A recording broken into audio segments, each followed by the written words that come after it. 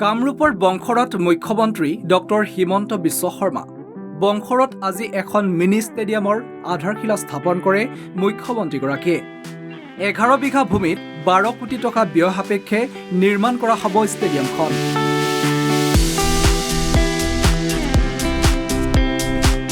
পাঁচশ দৰ্শকে উপভোগ কৰিব পৰা সুবিধাৰে নিৰ্মাণ কৰা হ'ব গেলেৰী আৰু পেভিলিয়ন। ফুটবল, ভলীবলৰ লগতে এথলেটিক্সৰ সুবিধা থাকিব ষ্টেডিয়ামখনত। ফ্লাড লাইটৰো সুবিধা থাকিব ষ্টেডিয়ামখনত। এই অনুষ্ঠানতেই জালুকবাৰী সমষ্টিৰ উচ্চ মাধ্যমিক আৰু উচ্চতৰ মাধ্যমিক শিক্ষান্ত পৰীক্ষাত সুখ্যাতিৰে উত্তীৰ্ণ ছাত্ৰ-ছাত্ৰীক সম্বৰ্ধনা প্ৰদান কৰে মুখ্যমন্ত্ৰীগৰাকীয়ে। অনুষ্ঠানত উপস্থিত থাকে কামৰূপৰ আয়ুক্ত কীৰ্তি জল্লি, মুখ্যমন্ত্ৰীৰ শিক্ষা উপদেষ্টা ডক্টৰ ননীগোপাল মহন্তৰ লগতে সহধৰ্মিনী ৰিণিকী ভূঞা শৰ্মা। সমষ্টিৰ উচ্চ আৰু উচ্চতৰ মাধ্যমিক পৰীক্ষাত সুখ্যাতিৰে উত্তীৰ্ণ হোৱা ছাত্ৰ-ছাত্ৰীসকলক আমি সম্বৰ্ধনা জনাওঁ। যোৱা 20 বছৰে এই অনুষ্ঠানটো আমি চলাই আহিছোঁ আৰু আজিও সেই পৰম্পৰাকে আগবঢ়াই লৈ গৈ জালুকবাৰী সমষ্টিৰ উচ্চ আৰু উচ্চতৰ মাধ্যমিক পৰীক্ষাত সুখ্যাতিৰে উত্তীৰ্ণ হোৱা ছাত্ৰ-ছাত্ৰীক সম্বৰ্ধনা জনোৱা হ'ল আৰু তাৰ উদ্দেশ্যে আজি আমি ইয়াত সমবেত হৈছোঁ।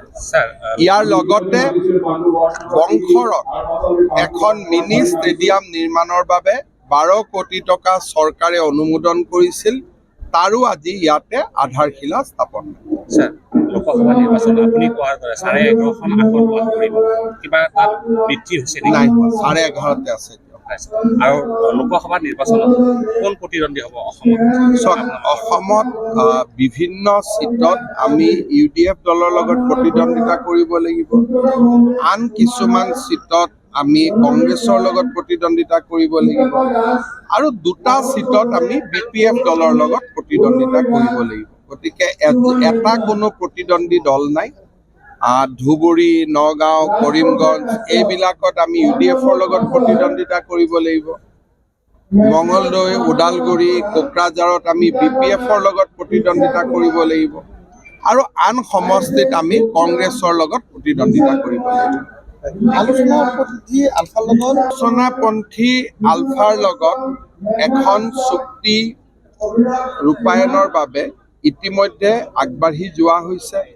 কেন্দ্ৰীয় গৃহ মন্ত্ৰালয়, ৰাজ্য চৰকাৰ আৰু আলোচনাপন্থী আলফাৰ সৈতে বিভিন্ন লানি আলোচনা অনুষ্ঠিত হৈছে। এই আলোচনা খুব সোনকালে সমাপ্ত হ'ব বুলি মই আশা কৰিছোঁ। আনহাতে এই আলোচনাপন্থী আলফাৰ লগত চুক্তি হৈ যোৱাৰ পৰৱৰ্তী পৰিৱেশত আমি সকলো ৰাইজে বহি কি ধৰণে স্বাধীন আলফাৰ লগত আলোচনা কৰিব পাৰোঁ তাৰ বিষয়ে চিন্তা চৰ্চা কৰিব লাগিব। মই পৰেশ বৰুৱাক মোৰ এইটো স্বভাৱে নহয়, মই সকলোকে মৰ্যাদা সন্মানেৰে সৈতে কথা বতৰা পাতোঁ। কেতিয়াবা অসমত গ্ৰেনেড, বোম এইবিলাক হ'লে অলপ মনটো বেয়া লাগে, এইটো বেলেগ কথা। বাকী সকলোৰে সন্মানীয়, মইতো সকলোকে কৈ আছোঁ যে অসমক যদি আমি ভাল পাওঁ, এইটোৱে সময় যে উভতি আহি আমি অসমৰ বিকাশৰ বাবে আমি যাতে অৱদান আগবঢ়াম। মই এইবিলাকত কমেণ্ট দিব খোজা নাই। মই মুখ্যমন্ত্ৰী হয়, গতিকে মই মোৰ কামটোহে জানো।